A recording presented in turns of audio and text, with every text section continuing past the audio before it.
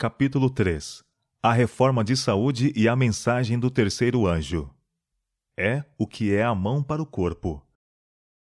Em 10 de dezembro de 1871, foi-me mostrado novamente que a reforma de saúde é um ramo da grande obra que deve preparar um povo para a vinda do Senhor. Ela se acha tão ligada à terceira mensagem angélica como as mãos o estão ao corpo. A lei dos 10 mandamentos tem sido levemente considerada pelo homem. O Senhor, porém, não viria castigar os transgressores daquela lei sem lhes enviar primeiro uma mensagem de advertência. O terceiro anjo proclama essa mensagem. Houvesse o homem sido sempre obediente à lei dos 10 mandamentos, cumprindo em sua vida os princípios desses preceitos, e não haveria o flagelo de doenças que hoje inundam o mundo. Preparar um povo.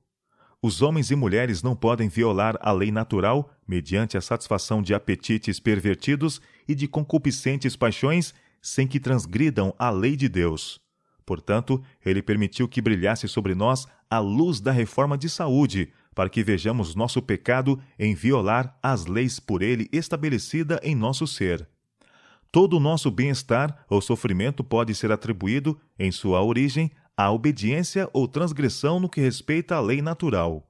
Nosso benigno Pai Celestial vê a deplorável condição dos homens, que alguns com conhecimento, mas muitos ignorantes, estão vivendo em violação das leis por ele estabelecidas. É movido de amor e piedade para com a raça humana, faz com que incida a luz sobre a reforma de saúde. Ele publica sua lei e a pena que acompanhará a transgressão da mesma, a fim de que todos saibam e cuidem em viver em harmonia com a lei natural.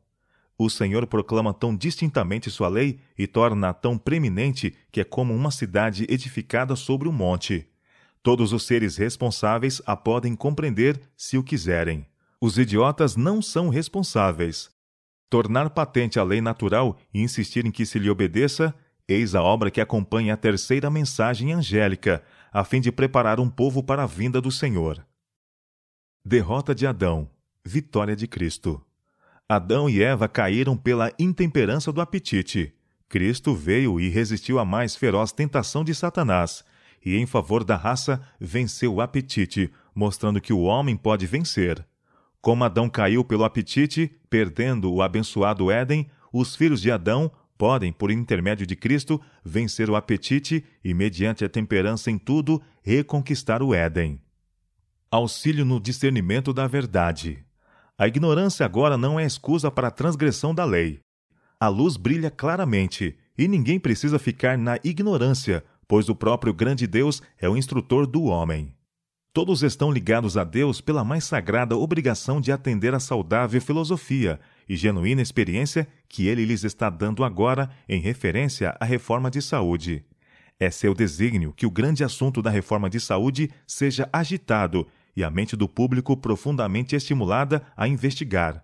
Pois é impossível a homens e mulheres, com todos os seus hábitos pecaminosos, destruidores do apetite e enervados do cérebro, discernir a sagrada verdade, pela qual são santificados, refinados, elevados e tornados aptos para associação com os anjos celestiais no reino da glória. Santificado ou punido. O apóstolo Paulo exorta a igreja: Rogo-vos, pois, irmãos, pelas misericórdias de Deus, que apresenteis os vossos corpos por sacrifício vivo, santo e agradável a Deus, que é o vosso culto racional. Podem os homens, portanto, tornar impuro o seu corpo por pecaminosas condescendências. Não santificados estão inaptos para ser adoradores espirituais e não dignos do céu.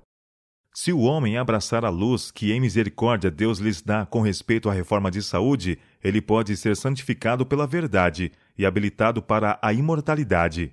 Mas se despreza essa luz e vive em violação à lei natural, terá de pagar a penalidade. Obra típica de Elias e de João. Por anos tem o Senhor estado a chamar a atenção do seu povo para a reforma de saúde. Este é um dos grandes ramos da obra de preparação para a vinda do Filho do Homem. João Batista saiu no espírito e virtude de Elias, a fim de preparar o caminho do Senhor e fazer voltar o povo à sabedoria do justo.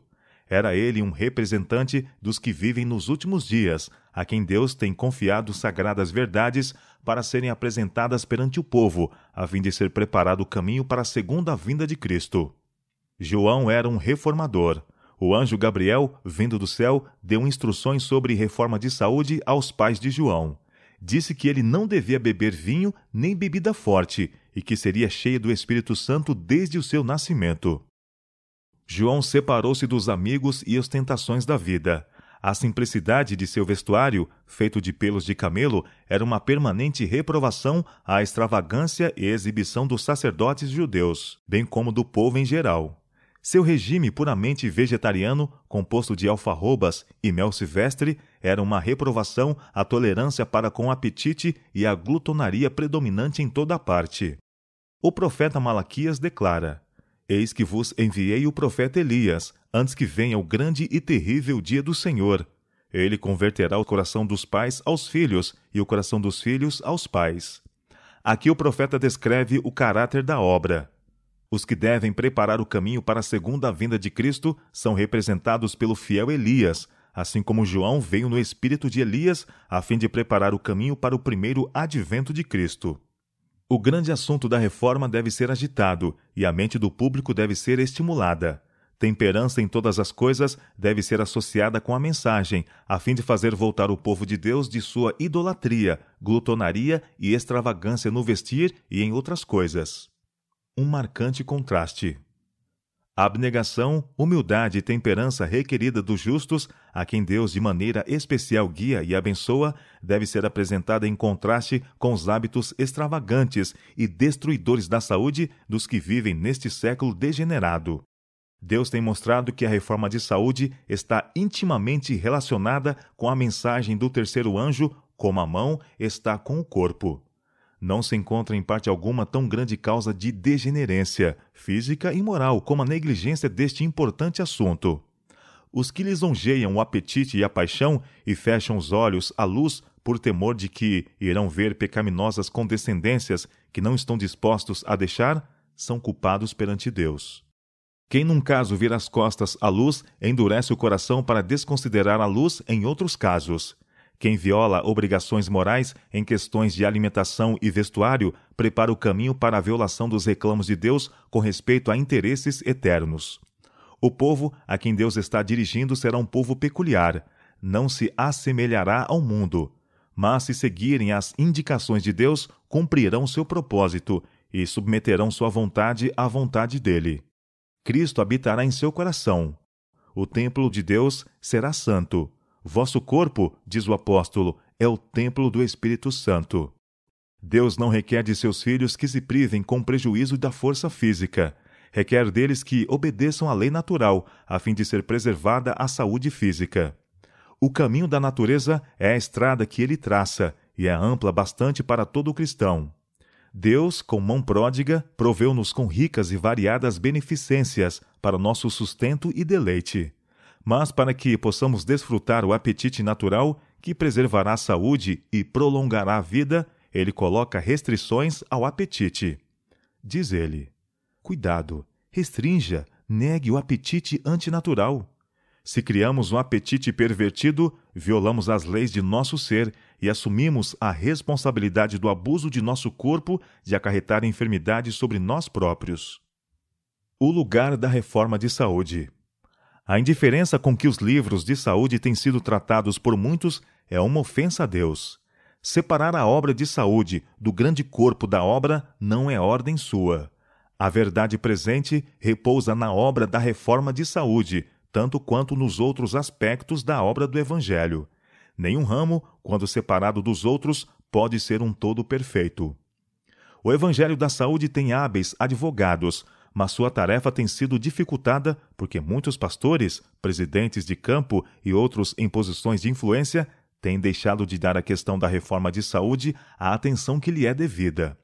Eles não têm reconhecido nela sua relação para com a obra da mensagem como o braço direito do corpo. Enquanto pouquíssima consideração tem sido mostrada a este departamento por muitos do povo e por alguns do ministério, o Senhor tem mostrado por ela consideração, dando-lhe abundante prosperidade.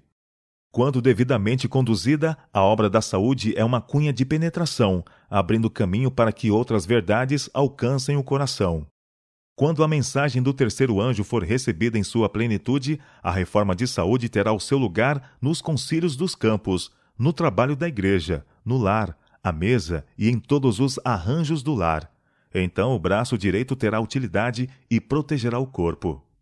Mas conquanto a obra de saúde tem o seu lugar na proclamação da mensagem do terceiro anjo, seus advogados não devem de maneira nenhuma procurar que ela tome o lugar da mensagem. Necessidade de domínio próprio. Um dos mais deploráveis efeitos da apostasia original foi a perda do poder de domínio próprio por parte do homem. Unicamente à medida que esse poder é reconquistado, pode haver real progresso. O corpo é o único agente pelo qual a mente e a alma se desenvolvem para a edificação do caráter. Daí o adversário das almas dirigir suas tentações para o enfraquecimento e degradação das faculdades físicas. Seu êxito neste ponto importa na entrega de todo o corpo ao mal. As tendências de nossa natureza física, a menos que estejam sob o domínio de um poder mais alto, hão de operar por certo ruína e morte. O corpo tem de ser posto em sujeição. As mais elevadas faculdades do ser devem dominar. As paixões devem ser regidas pela vontade, e esta deve, por sua vez, achar-se sob a direção de Deus. A régia faculdade da razão, santificada pela graça divina, deve ter o domínio em nossa vida. Os reclamos de Deus devem impressionar a consciência. Homens e mulheres devem ser despertados para o dever do império de si mesmos, para a necessidade da pureza, a liberdade de todo aviltante apetite e todo hábito contaminador. Precisam ser impressionados com o fato de que todas as suas faculdades de mente e corpo são dons de Deus e destinam-se a ser preservadas nas melhores condições possíveis para seu serviço. Pastores e povo devem agir em harmonia. Uma importante parte da obra do ministério é apresentar fielmente ao povo a reforma de saúde, em sua relação com a mensagem do terceiro anjo, como parte e parcela da mesma obra. Não devem deixar de adotá-las eles mesmos e devem apresentá-la insistentemente aos que professam crer na verdade. A reforma de saúde, foi-me mostrado, é parte da mensagem do terceiro anjo, e com ela tão intimamente relacionada como são o braço e a mão em relação ao corpo humano. Vi que nós, como um povo, precisamos progredir nesta grande obra. Pastores e povo devem agir em harmonia. O povo de Deus não está preparado para o alto clamor do terceiro anjo. Eles têm uma obra a fazer por si mesmos, a qual não devem deixar para que Deus faça por eles. Ele deixou esta obra para que eles a façam. É um trabalho individual. Uma pessoa não pode fazê-lo para outra. Uma parte da mensagem, mas não a mensagem toda. A reforma de saúde está intimamente relacionada com a mensagem do terceiro anjo, mas ela não é a mensagem. Nossos pregadores devem ensinar a reforma de saúde, mas não devem fazer disso o tema predominante em lugar da mensagem. Seu lugar é entre aqueles assuntos que promovem a obra de preparação para enfrentar os acontecimentos previstos pela mensagem. Entre esses, ela é preeminente. Devemos sustentar toda a reforma com zelo, mas devemos evitar a impressão de que somos vacilantes e sujeitos ao fanatismo. A reforma de saúde está tão intimamente relacionada com a mensagem do terceiro anjo como o braço está para com o corpo, mas o braço não pode tomar o lugar do corpo. A proclamação da mensagem do terceiro anjo, os mandamentos de Deus e o testemunho de Jesus, eis o fardo de nossa obra. A mensagem deve ser proclamada em alta voz e deve ir a todo mundo. A apresentação dos princípios de saúde deve estar unida a esta mensagem, mas não deve de maneira nenhuma ficar independente dela ou tomar de alguma forma o seu lugar. Sua relação para com as instituições médicas. Os sanatórios que se estabelecem devem estar íntima e inseparavelmente vinculados com o Evangelho. O Senhor deu a instrução de que o Evangelho deve ser promovido, e o Evangelho inclui a reforma de saúde em todas as suas fases. Nossa obra deve iluminar o mundo, pois este está cego aos movimentos que estão tomando lugar, preparando o caminho para as pragas que Deus permitirá venham sobre o mundo. Os fiéis atalaias de Deus devem dar advertência. Deve a reforma de saúde salientar-se mais preeminentemente na proclamação da mensagem do terceiro anjo. Os princípios da reforma de saúde encontram-se na palavra de Deus. O evangelho da saúde deve estar firmemente associado com o ministério da palavra.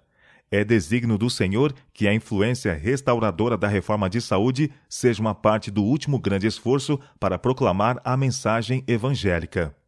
Nossos médicos devem ser obreiros de Deus, devem ser homens cujas faculdades tenham sido santificadas e transformadas pela graça de Cristo. Sua influência deve estar entretecida com a verdade que se deve dar ao mundo. Em perfeita e completa união com o ministério do Evangelho, a obra de reforma de saúde revelará seu divino poder. Sob a influência do Evangelho, grandes reformas serão feitas pela obra médico-missionária. Mas separai do Evangelho a obra médico-missionária e a obra ficará mutilada. Nossos sanatórios e nossas igrejas podem alcançar norma mais elevada e mais santa. A reforma de saúde deve ser ensinada e praticada por nosso povo. O Senhor está chamando para um reavivamento dos princípios da reforma de saúde. Os adventistas do sétimo dia têm uma obra especial a fazer como mensageiros que devem trabalhar pela alma e corpo dos homens. Cristo disse a seus discípulos: Vós sois a luz do mundo. Nós somos o povo de Deus assim denominado, para proclamar as verdades de origem celestial. A obra mais solene, mais sagrada, já entregue aos mortais, é a proclamação da primeira, segunda e terceira mensagens angélicas ao mundo. Em nossas grandes cidades deve haver instituições de saúde que cuidem dos enfermos e ensinem os grandes princípios da reforma de saúde. Uma cunha de penetração. Tenho sido instruída que não devemos demorar em fazer a obra que necessita ser feita no setor da reforma de saúde. Por intermédio desta obra, devemos alcançar as almas nos caminhos e valados. Na providência do Senhor, posso ver que a obra médico-missionária deve ser uma grande cunha de penetração, por meio do qual a alma enferma pode ser alcançada. Remove preconceito e aumenta a influência. Muito do preconceito que impede a verdade do terceiro anjo de alcançar o coração do povo podia ser removido, se mais atenção fosse dada à reforma de saúde. Quando o povo se torna interessado neste assunto, o caminho fica muitas vezes preparado para a entrada de outras verdades. Se virem que somos inteligentes com relação à saúde, estarão mais prontos a crer que somos corretos também em doutrinas bíblicas. Este ramo da obra do Senhor não tem recebido a devida atenção, e por causa desta negligência, muito se tem perdido. Se a Igreja manifestasse maior interesse nas reformas pelas quais o próprio Deus está procurando prepará-los para a sua vinda, sua influência seria muito maior do que é agora. Deus tem falado ao seu povo e deseja que ouçam e obedeçam a sua voz. Embora a reforma de saúde não seja a terceira mensagem angélica, está com ela intimamente relacionada. Os que proclamam a mensagem devem ensinar também a reforma de saúde. É um assunto que precisamos compreender a fim de estarmos preparados para os eventos que estão bem perto de nós, e ela deve ter um lugar de evidência. Satanás e seus instrumentos estão procurando embaraçar esta obra de reforma, e tudo farão para perturbar e sobrecarregar os que sinceramente nela se empenham. Todavia, ninguém precisa ficar desencorajado quanto a isto, ou por causa disto cessar os seus esforços. O profeta Isaías assim fala de uma característica de Cristo: não faltará nem será quebrantado, até que ponha na terra o juízo. Portanto, não falemos de fracasso nem de desencorajamento, nós os seus seguidores, mas lembremos o preço pago para que o homem ficasse livre e não perecesse, mas tivesse a vida eterna. A obra da reforma de saúde é o meio empregado pelo Senhor para diminuir o sofrimento de nosso mundo e para purificar sua igreja. Ensinai ao povo que eles podem desempenhar o papel da mão ajudadora de Deus, mediante sua cooperação com o obreiro mestre na restauração da saúde física e espiritual. Esta obra traz o selo divino e há de abrir portas para a entrada de outras verdades preciosas. Há lugar para trabalhar em todos quantos efetuarem esta obra inteligentemente.